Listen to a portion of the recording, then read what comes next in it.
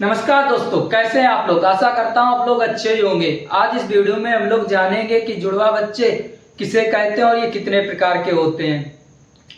एक ही गर्भ में दो बच्चों का विकास होना या विकसित होना कार्डस्ट जुड़वा बच्चे या ट्विंस जिसे कहते हैं। ये तीन प्रकार के होते हैं।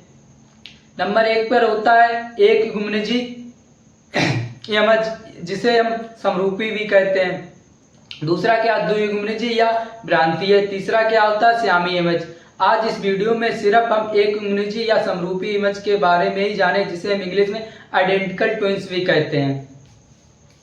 सबसे पहले आइए अब हम समझते हैं कि गर्भाशय से ले प्रोसीजर पूरा जुड़वा बच्चे बनने का क्या है। क्या होता है जब अंडाशय से एक अंडाणु निकलकर अंडवाहिनी तक पहुंचता है और योनि के रास्ते से पुरुष का स्पर्म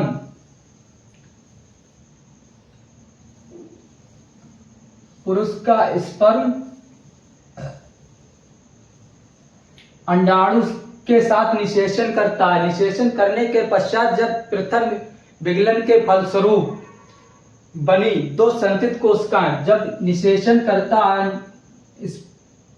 स्पर्म जब अंडाणु के साथ तब दो संतत कोशिकाएं बनाता है। जो दो संतत कोशिकाएं अलग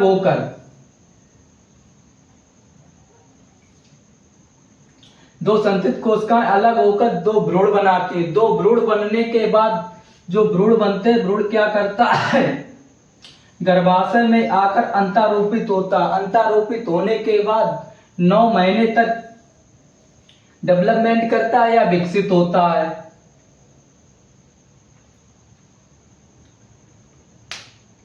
अब हम समझते हैं समरूपी क्या है, जिसे हम आइडेंटिकल भी ट्विंस कहते हैं। समरूपी क्या है, जैसे कि बिल्कुल ये हमारा मार्कर है, सेम इसी के तरह दूसरा मार्कर का बनना कार्डलेस आइडेंटिकल ट्विंस, जिसमें बिल्कुल अंतर नहीं होना। सिर्फ अंतर कितना होता है फिंगर का, आंखों का, और सेम शकल सेम क्रिया उनकी होती है।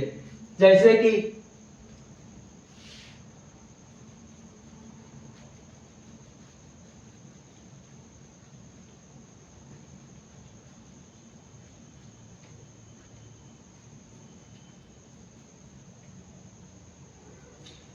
यहां पर मानिए कि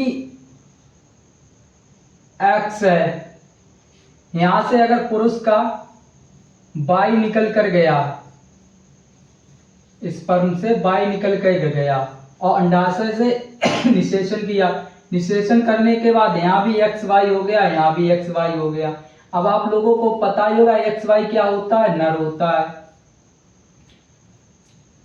XY का। तो यहाँ पर क्या होगा, भ्रूण जब आएगा तो यहाँ पर 9 महीने तक विकसित होने के बाद क्या बनाएगा,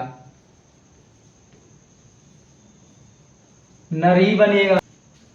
अब आप लोग ये सोच रहे होंगे कि जो गर्भाशय में ट्विंस बनेंगे वो नर होगा या मादा होगा।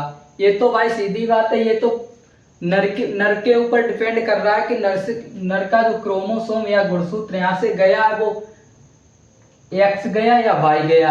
अगर Y गया होगा तो स्वाभाविक बात है नर बनेगा, अगर X गया होगा तो स्वाभाविक बात है मादा बनेगा। अब आप लोग ये सोच रहे होंगे कि पता कैसे चलेगा कि X गया या Y गया। ये तो भाई सीधी बात है, ये तो प्रोडक्ट बनने के बाद अगर उसे स्कैन किया जाए तभी पता चलेगा। या तो दूसरी बात सीधी है, जब प्रोडक्ट बनकर बाहर ही निकला है तभी पता चलेगा कि नर बना या मादा। अगर नर आया तो समझ लीजिए कि Y क्रोमोसोम गया था, अगर मादा है तो समझ लीजिए X गया था। ये तभी पता चल सकता है। आशा करता हूं आप लोगों को ये वीडियो अच्छी लगी होगी।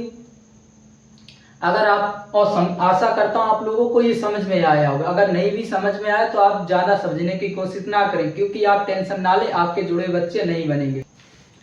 क्योंकि आने वाले टाइम पर आप लोगों पर सिंगल तो बच्चे बनेंगे नहीं तो जुड़वे बच्चे कहां से बन जाएंगे। इसलिए आप लोग टेंशन फ्री रहिए, कोशिश सिर्फ करिए, समझिए। और ना भी समझ में आए तो मत समझिए, क्योंकि टेंशन ना ले, आप लोगों के जुड़वे बच्चे नहीं बनेंगे। जब सिंगल बच्चे नहीं बना पाओगे आने वाले टाइम पर, आप लोग तो जुड़वे बच्चे क्या खाक बनाओगे।